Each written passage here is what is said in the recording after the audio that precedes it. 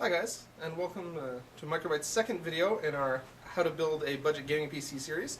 My name is Paul, and I'm going to be talking to you today about our winner from our case questionnaire, and also we're going to be talking about motherboards and CPUs a little bit.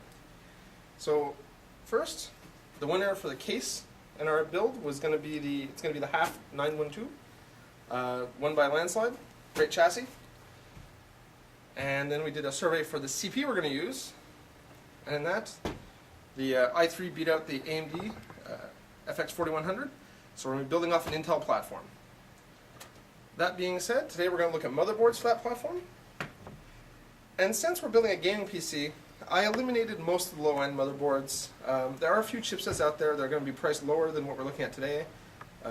Those comprise mostly of the H61, H67, and H77 chipsets. Those boards are good, but since we're aiming at gaming, I figured I'd go upstream a little bit and go to the Z68 and Z77 platform, which launched last weekend. So first board in our roundup, we're going to look at the P8Z68VLX. One thing you'll notice is that this board layout is actually used by all the boards in our roundup today. So very similar configurations, two 16X slots, two 1X slots, PCIe, and three PCI slots. The Z68 chipset is really aimed at gaming and enthusiasts. It offers a full gamut of features, and the boards range in price from $129 all the way up to several $100s, depending on which board you're looking at. So this board I'm holding in my hand, it's a $129 board. Like I was saying before, 4 memory slots, 6 SATA ports, 3 are SATA 6. And then 3 SATA 300 ports. You have,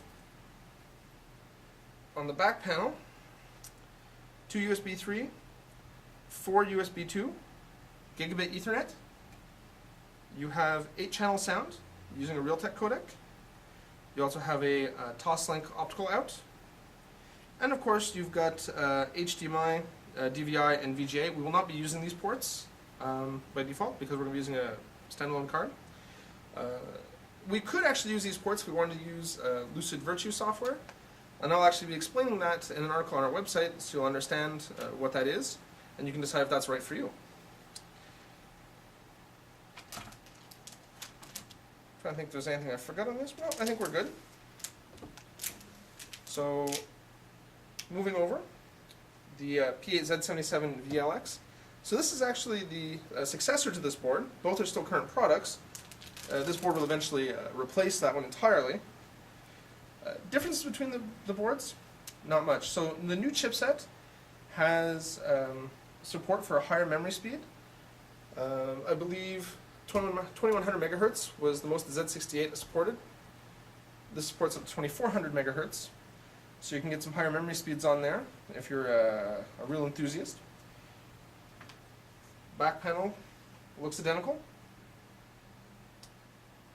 so no differences there. The other thing to keep in mind is while this board, the previous board will work with the new Ivy Bridge processors launching at the end of April, this board was actually designed to work with it, so power management might be a little bit better. It's possible we get a slightly better overclock on it. We'd have to do some testing though. All in all, this is a $20 gap between these two, so you're going from $129 to $149. $20 investment, probably worth it to get the newer chipset, in my opinion. I'll leave that for you guys to decide. And then last but not least, we go to the P8Z77-VLE. This board moves us a little upstream from this. This board has a few more features. Again, supports the same DDR3 2400.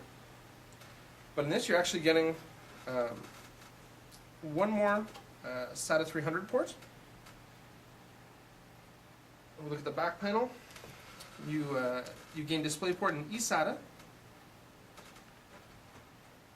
This also supports ACE's new power management, the Smart Digi Plus. So again, more fine-tuned voltage control for the processor, could lead to a better overclock, could lead to a more power-efficient system if that's what you're going for.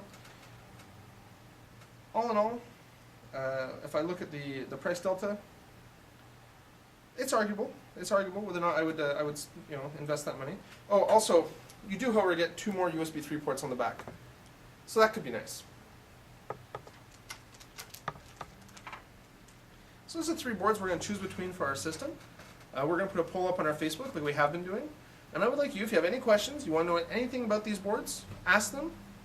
I'll gladly answer them, and then you can make your decision, cast your vote. That's it for today. So once we've done motherboards, we'll look at graphics cards, and you guys will help us pick the graphic card we're going to put in our system. Thanks for tuning in. See you next video.